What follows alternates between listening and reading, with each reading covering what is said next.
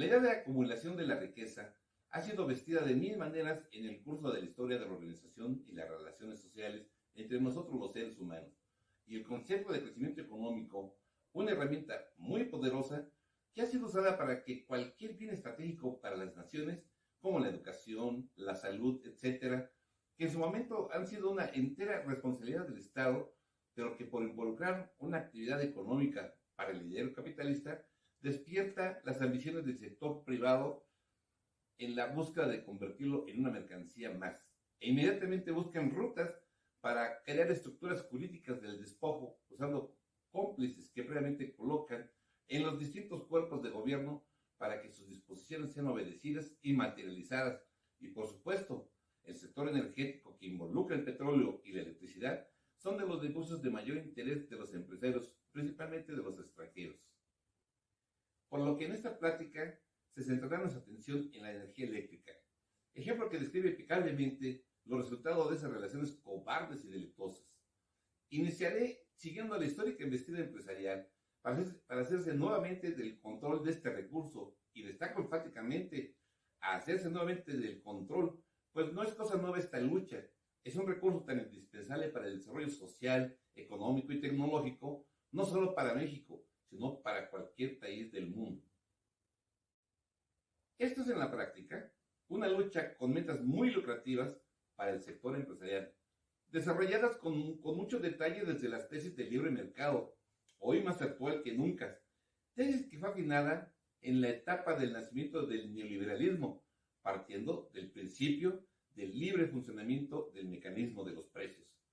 sin considerar la dignidad de las personas, el derecho a los servicios, la educación, la salud, el trabajo debidamente remunerado, la manifestación de la conciencia, la capacidad de desarrollo humano. En otras palabras, eliminar todos los impedimentos para que funcione libremente el mecanismo de los precios. En esos casi 140 años, desde que Edison inauguraba la primera central eléctrica comercial con su Edison Illuminating Company y tan solo 80 clientes y 400 bombillas, la electricidad se ha convertido en una de las fuentes de energía más importantes tanto para los hogares, el comercio, como para los procesos productivos del mundo, razón que le da un sentido geopolítico de dominación y acumulación de capital. Los abusos cometidos en esta, como en todas las demás industrias, no son una cosa nueva o reciente en México. Empresas extranjeras como la Mexican Lion Power Company, Bond and Share Company, American and Foreign Power Company, que en sus países tenían que someterse a leyes y reglamentaciones extremadamente rigurosas que limitaban y controlaban sus actividades, aquí en México tenían el campo abierto y absorbían sin ningún obstáculo y sin ninguna limitación la riqueza más importante del país. En los principios del desarrollo de esta industria en nuestro país, surge con un carácter industrial para utilizarse como fuerza motriz y satisfacer las necesidades requeridas por empresas manufactureras y mineras en el año de 1879. Para 1881, la Compañía Mexicana de Gas y Luz Eléctrica comienza a proporcionar alumbrado particular desde sus instalaciones en la calle de Reforma. En esta etapa, comprendida en el periodo del Porfiriato, las empresas se vieron altamente beneficiadas por las políticas de modernización de la economía mexicana y la integración del país a la economía internacional. La centralización del poder y la muy cuestionable estabilidad política de Porfirio Díaz juega un papel fundamental para otorgar discrecionalmente las facilidades como parte de una visión inmediatista para atraer las inversiones, destacando las de Inglaterra, Norteamérica, Alemania, Francia y posiblemente Canadá, que por contar con una legislación sumamente laxa daba todas las facilidades para remover cualquier tipo de obstáculo, entregando los recursos naturales, la dignidad de los habitantes originarios y la soberanía en áreas específicas y estratégicas de la nación. Hasta 1925 no existía una reglamentación del fluido eléctrico en sus diversas aplicaciones, ya que en 1917 el Congreso Constituyente no abordó directamente el tema eléctrico, pero este establece en la Constitución el régimen jurídico del agua, recurso necesario para la producción eléctrica, ya que la energía hidráulica y la de vapor fueron las primeras fuentes de generación. La creación de la Comisión de Fomento y Control de la Industria de Generación de Fuerza en 1923 constituye el primer intento de control, pero carente de atribuciones regulatorias, es decir, sin dientes. Para 1926 surge la Comisión Nacional de Fuerza Motriz, con la intención de regular las finanzas, los servicios y las tarifas de las empresas eléctricas, pero su carácter únicamente consultivo lo hizo carecer de efectividad. En febrero de ese año, y con el otorgamiento de facultades extraordinarias del Congreso al Ejecutivo Federal, permite que éste expida el primer ordenamiento en la materia, el Código Nacional Eléctrico, cuya reglamentación es publicada hasta agosto de 1928. Para otorgarle una base constitucional a este código, se enfrascan en fuertes presiones y cabildeos con las empresas y los gobiernos de sus países de origen, y es hasta enero de 1934 que se publica la modificación al artículo 73 constitucional para otorgar al Congreso la facultad de legislar sobre la materia eléctrica. Es importante observar que este recorrido histórico ha sido una permanente pelea entre el interés público y el interés privado para poder ejercer la jurisdicción federal en la materia y hacer reconocer de utilidad pública a la industria eléctrica por así convenir al interés social. Esta industria ha pasado por el desarrollo de la tecnología para la generación, por la aplicación de la energía eléctrica para rubros como el industrial, comercial, agrícola y doméstico, hasta adquirir la rentabilidad e importancia que consiguió con el paso del tiempo, en donde de manera constante prevalecieron los abusos por parte de las empresas,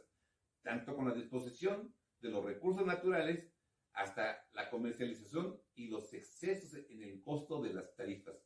así como un limitado crecimiento en la expansión de la red de transmisión y distribución necesarias para la electrificación del país.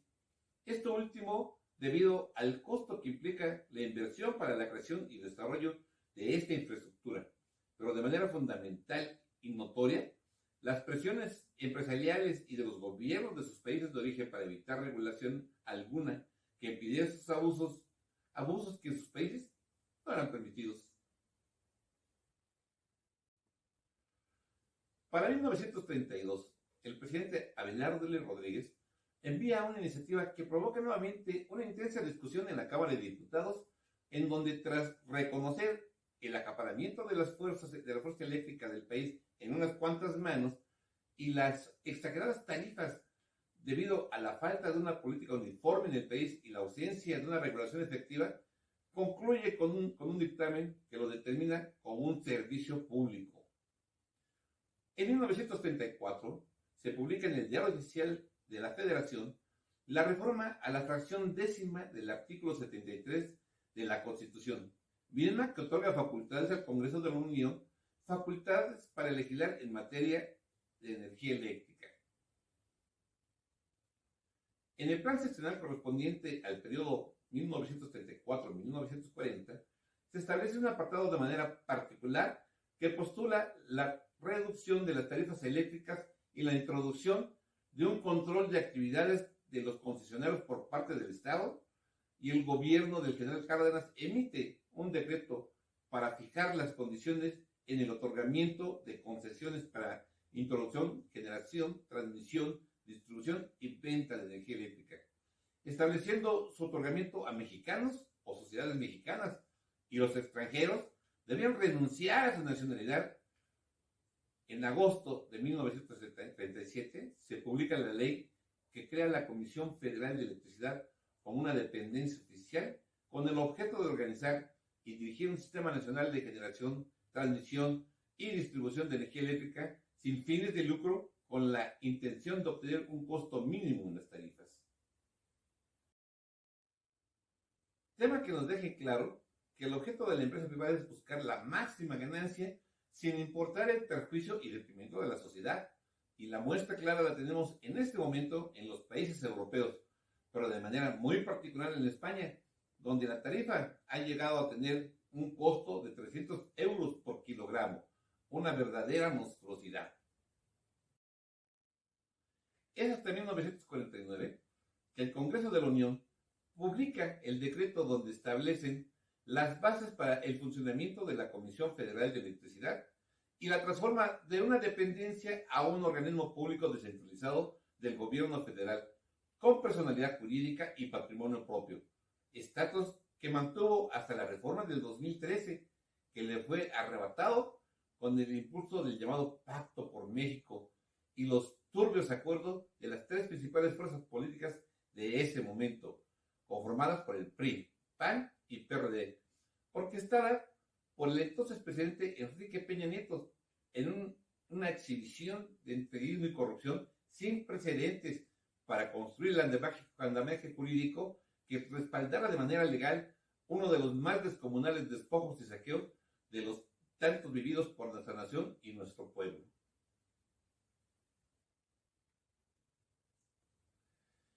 Los hechos acontecidos en este breve recorrido de la historia previos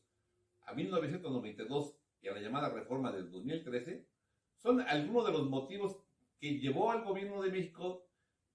dentro del mandato del presidente Adolfo López Mateos, a nacionalizar la industria eléctrica, abandonando el sistema de servicio público eléctrico mixto prevaleciente de 1934 a 1959. Al adquirir el gobierno federal a las principales empresas privadas prestadoras del servicio eléctrico, también expidió la Ley del Servicio Público de Energía Eléctrica, que establecía el nuevo marco regulatorio del sector. Tras la nacionalización de la industria eléctrica, el Estado mexicano se dio la tarea de intensificar los trabajos que se venían desarrollando desde 1945 en el tendido de las redes de transmisión necesarias para la electrificación de todas las poblaciones rurales, agrícolas, urbanas e industriales, así como la creación de las centrales generadoras de electricidad con una inversión de recursos públicos trascendente y de gran envergadura con éxito. Lograrlo requirió de inversiones públicas crecientes y muy superiores a las que realizaron las empresas privadas. No hablamos de tan solo una percepción o de un proyecto político y jurídico. En realidad, esta disputa tiene un origen y metas económicas, en donde las élites económicas y políticas ganan en la medida que la sociedad pierde. Y para lograr tal cometido, como lo señala la doctora en Derecho Aleida Hernández, necesitaba crear las estructuras jurídicas del despojo. En próximos videos